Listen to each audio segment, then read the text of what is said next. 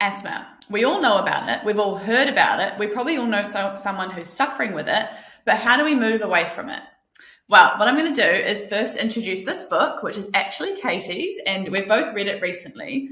I'm not going to ask you to read it, though you can if you like. It is an incredible book, but I'm going to point out one of the highlights that I took from that.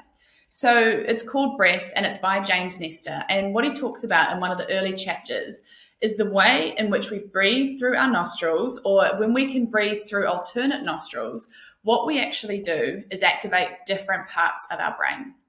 So using our breath, we can help to control and help to support a good balance between our fight or flight, our go nerve systems, and our rest and digest, that one that really helps our bodies to relax, to replenish, and funny enough, to breathe. So it goes both ways.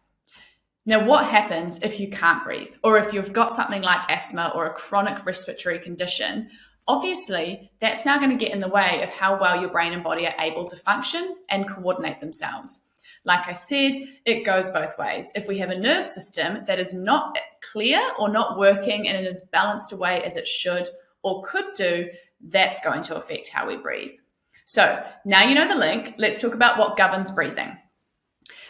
In our nervous system, we have what's called the autonomic nerve system. It is automatic or automagic, as some people might say, especially around here, and it governs all of those things that we don't actually control or have to tell our body what to do.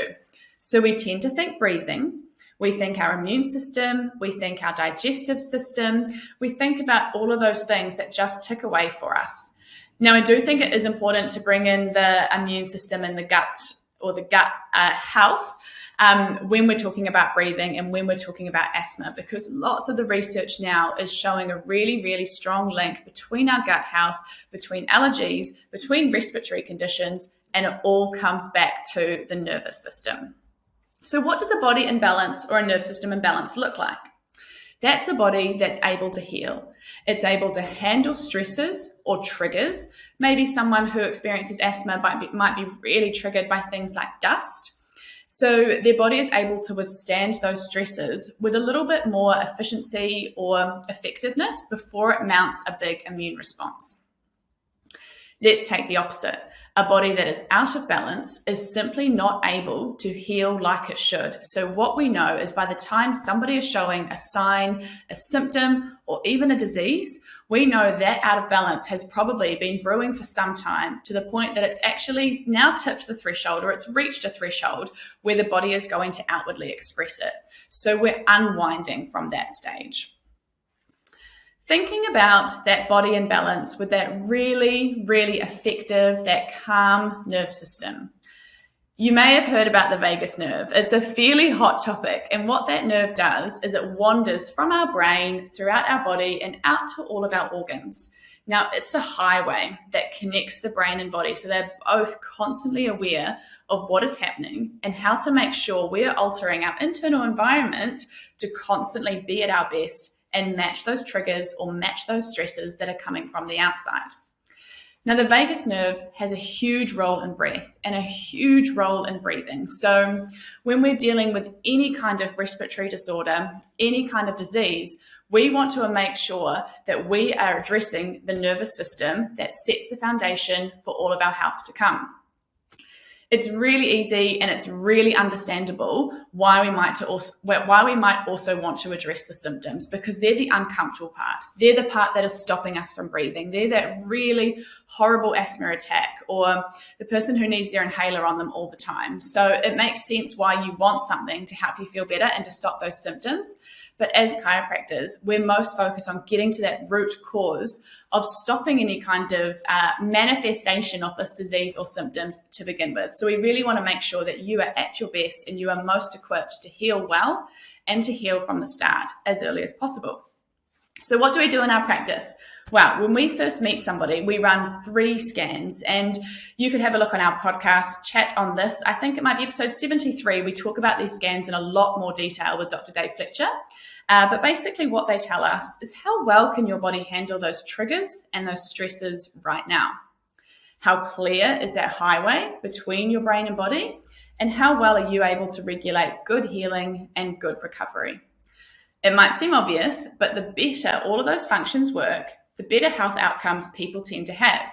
And it's really important for us to work out where are you starting and to scan you regularly along your chiropractic journey to make sure you are constantly in balance and constantly at your most equipped and your best to handle whatever life you choose to live. I mentioned before that it is so easy and so understandable to want to feel better when we're having those signs and symptoms of asthma.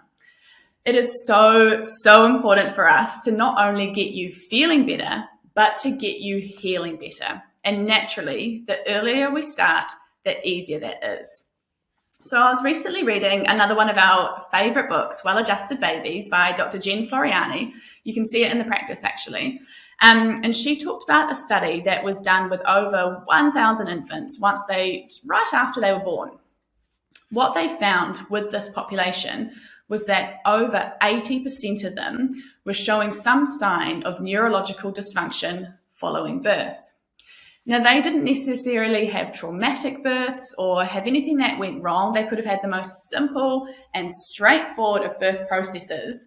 But what it does show us is right from the very beginning of our lives, we do face extraordinary stresses and pressures on that nerve system, which is then going on to govern our breathing, our immune system, our digestion, and all of those things we've talked about. So a lot of that pressure and a lot of that dysfunction was actually felt right up at the top of our spine or the base of our skull. So that's a really, really influential part of the brain regulating those processes. It's pretty fascinating to us. Another fascinating study actually pointed out that some of that dysfunction within the nervous system can go on to set the foundation for breathing and respiratory struggles and difficulties. There was even further research that looked at babies who were born via cesarean section were 3 times as likely to experience asthma into adulthood than otherwise. So you know us, we are very, very focused on not running away from the stress or the experiences we may have in our lives, but simply building up our internal resilience and helping our bodies to best handle those, best accommodate those, and best recover from those. So it's really, really important for us to be checking all of our babies right from birth, from as early as possible, to ensure we're setting a really good foundation for health. The alternative to that is starting chiropractic care once you do hear about us. So that might be as a teenager, it might also be as an adult.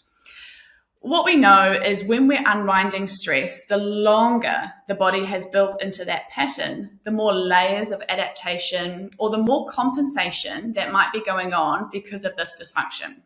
But anything is possible. There are 2 great times to start chiropractic care. One is obviously the day you're born. The second is today. And it might sound a little bit cheesy, but no matter where you are in your health journey, when you first come to our practice, what we will do with everyone is run these scans and see where are you at right now. Work out a plan to get you feeling better, but to get you healing better, most importantly. So come on in, let's get you scanned, and let's find out how far you can go with your chiropractic care.